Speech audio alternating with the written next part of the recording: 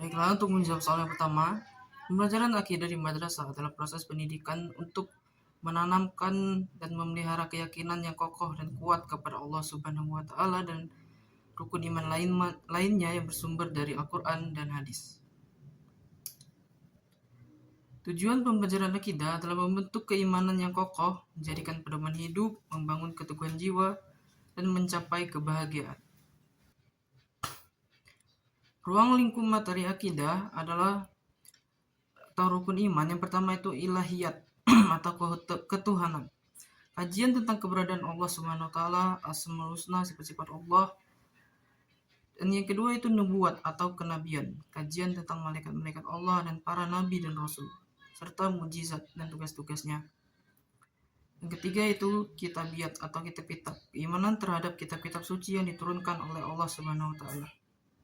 Berikutnya itu sam'iyat, ghaib sesuai wahyu, hal-hal yang gaib yang bisa diketahui melalui wahyu seperti alam barzah, hari akhir, surga, neraka, serta qada dan qadar.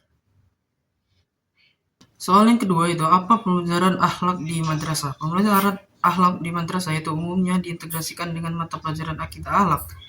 Adalah proses sadar terencana untuk membimbing peserta memahami, meyakini, serta menghayati rukun iman, serta membiasakan diri mengamalkan nilai-nilai moral, akhlak al-karimah, sehingga terhindar dari akhlak tercela dalam kehidupan sehari-hari.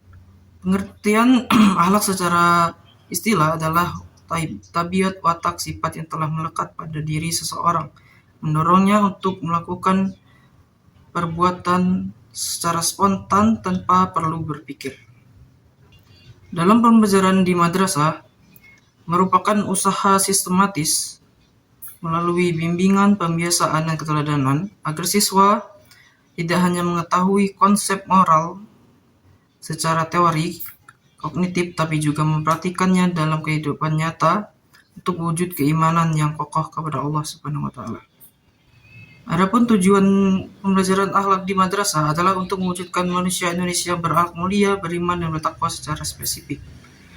Tujuannya yaitu untuk membentuk karakter Islami atau menciptakan individu yang memiliki kepribadian moral, etika yang luhur sesuai dengan ajaran Al-Quran dan hadis. Menghindari akhlak tercela, memberkahi siswa dengan benteng spiritual yang kuat agar mampu menjauhi perbuatan maksiat atau perilaku tercela lainnya. Selanjutnya itu membiasakan pengamalan nilai-nilai agama, memastikan nilai-nilai agama terinternalisasi dan terimplikasi pada siswa untuk pertimbangan utama dalam cara berpikir dan bertindak di tengah masyarakat multikultural. Ruang lingkup pembelajaran akhlak akidah akhlak dirancang secara terstruktur dan berkesinambungan mulai dari tingkat MI, MTS, dan MA. Berdasarkan pedoman Kementerian Agama atau KMA, pokok-pokok materinya terbagi menjadi 3 bagian utama. Yang pertama, akhlak kepada Allah Subhanahu wa taala. Materi yang berfokus pada yang pertama itu kepada akhlak kepada Allah Subhanahu wa taala. Materi yang berfokus pada hubungan kepada manusia dengan akhlak kepada Allah Subhanahu wa taala berfokus pada hubungan vertikal manusia dengan Khaliknya atau manusia dengan Allah, mencakup perilaku seperti ikhlas, rasa syukur, tawakal, beribadah, dan zikir. Pada aspek akidah ini termasuk pengenalan dan pengamalan makna Asma al-Husna. Berikutnya akhlak terhadap manusia. Materi yang mengatur hubungan horizontal atau sosial, yaitu manusia dengan manusia, terdiri dari akhlak kepada Rasulullah SAW, orang tua, birrul walidain, guru, teman sebaya, tetangga, serta adab dalam bermasyarakat. Berikutnya akhlak terhadap diri sendiri dan lingkungan. Materi yang membentuk kepribadian individu dan kepedulian pada alam sekitar, termasuk di dalam sifat terpuji seperti sabar, jujur, disiplin, tanggung jawab. Berikutnya yang Berikutnya yang ketiga adalah soal-soal evaluasi untuk ranah kognitif atau ranah pengetahuan untuk bertujuan mengukur sejauh mana siswa memahami konsep, rukun, dan aturan fikih terkait wudhu. Baik, soal pertama adalah dalam pelaksanaan wudhu terdapat bagian yang apabila ditinggalkan maka wudhunya menjadi tidak sah.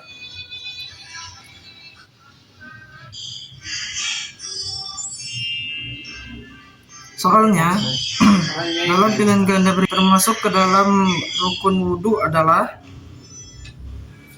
A. Membaca basmalah, B. Membasuh kedua telapak tangan, C. Mengusap sebagian kepala, D. Berkumur-kumur. Soal yang kedua, Ahmad sedang berwudu untuk melaksanakan sholat asar. Setelah membasuh muka, ia langsung membasuh kakinya karena terburu-buru sehingga melewati harakat membasuh tangan dan mengusap kepala. Bagaimana hukum wudu Ahmad tersebut? Jelaskan alasannya berdasarkan rukun wudu. Berikutnya adalah ranah afektif untuk mengukur sikap, nilai, dan respon emosional siswa terhadap pembiasaan hidup bersih dan kesucian dalam wudhu. Soal pertama, ketika siswa sedang berwudhu di masjid, kamu melihat air keran mengalir sangat deras dan banyak air yang terbuang sia-sia. Sikap apa yang paling mencerminkan penghayatan terhadap adab berwudhu yang diajarkan Rasulullah? Pilihan ganda.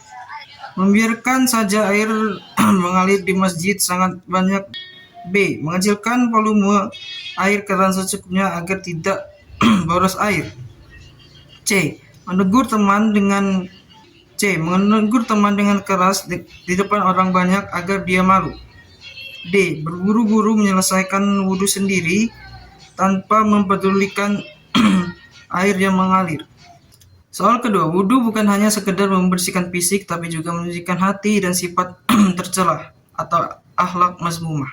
Jika seorang sering berwudhu, namun perilakunya di kelas masih suka berbohong dan menjahili teman, bagaimana pendapatmu tentang kualitas wudhu orang tersebut? Dan apa saran yang akan kamu berikan?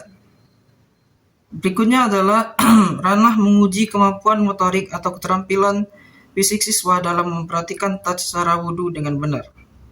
Penilaian idealnya menggunakan lembar observasi. Soal pertama, demonstrasikanlah tata cara berwudhu secara urut dan benar di depan kelas atau di tempat wudhu, mulai dari membaca basmalah dan niat hingga membasuh kedua kaki secara tertib. Soal kedua itu identifikasi gerakan. Perhatikan gambar peragaan yang dilakukan. Memperagakan batas membasuh tangan yang salah, itu hanya sampai pertengahan lengan bawah, tidak sampai siku. Analisislah gerakan tersebut, bagian mana yang salah dari praktik membasuh tangan tersebut, dan tunjukkanlah bagaimana gerakan membasuh tangan yang benar sesuai ketentuan syariat. Soal nomor 4. Selain berperan di dalam kelas sebagai pendidik dan juga fasilitator, guru juga memegang langsung tanggung jawab besar di balik layar sebagai administrator pembelajaran. Peran ini menuntut guru untuk mengelola, merencanakan, dan mendokumentasikan seluruh proses pendidikan secara sistematis agar pembelajaran berjalan efektif dan efisien. Berikut adalah fungsi atau tugas utama guru sebagai administrator pembelajaran. Yang pertama itu perencanaan pembelajaran atau tugas administrator paling awal adalah merancang seluruh skenario pembelajaran sebelum masuk kelas. Dokumen ini berfungsi sebagai peta jalan atau agar pembelajaran terarah. Dengan tugas operasional menyusun program tahunan atau prota, program semester atau promas, silabus atau alur tujuan pembelajaran ATP dalam kurikulum merdeka, dan EPP atau modul ajar. Guru juga harus menghitung hari efektif belajar dan agar materi selesai tepat waktu. Yang kedua itu pengorganisasian kelas dan sumber belajar. Guru bertugas mengatur struktur, fasilitas, dan sumber daya di kelas agar tercipta lingkungan belajar yang nyaman. Tugas operasionalnya itu mengatur denah tempat duduk siswa, membentuk kepengurusan kelas, membuat jadwal piket kebersihan, serta mengolah inventaris buku paket atau alat-alat dalam pembelajaran. Yang ketiga itu pengelolaan data siswa. Sebagai administrator, guru wajib mendokumentasikan data perkembangan dan legalitas siswa secara rapi untuk melihat bagaimana jejak kemajuan mereka. Tugasnya yaitu mengisi daftar hadir atau presensi harian, mengisi buku jurnal kelas atau catatan kejadian sehari-hari di kelas, serta mencatat buku data pribadi siswa, mutasi latar belakang orang tua, dan riwayat kesehatan jika diperlukan. Keempat yaitu pengelolaan administrasi nilai dan evaluasi, assessing. Seluruh hasil ujian dan asesmen siswa harus diadministrasikan dengan transparan sebagai bentuk pertanggungjawaban kepada sekolah dari orang tua. Tugasnya itu membuat buku daftar nilai, kognitif, afektif, dan psikomotorik, menyusun kisi-kisi dari bank soal, menganalisis hasil evaluasi belajar, membuat laporan program remedial, hingga menginput nilai ke dalam aplikasi raport digital. Yang kelima itu pelaporan hubungan masyarakat. Guru menjadi jembatan administratif antara pihak sekolah dengan pihak luar seperti orang tua siswa dan dinas pendidikan atau kementerian terkait. Guru bertugas untuk menulis laporan berkala capaian pembelajaran siswa atau buku rapor, mengisi instrumen supervisi klinis untuk kepala sekolah atau pengawas, serta membuat dokumen pelaporan kegiatan kelas, misalnya laporan studi tour atau kegiatan pada jeda semester. Baik, selanjutnya adalah soal kelima, yaitu evaluasi hasil belajar.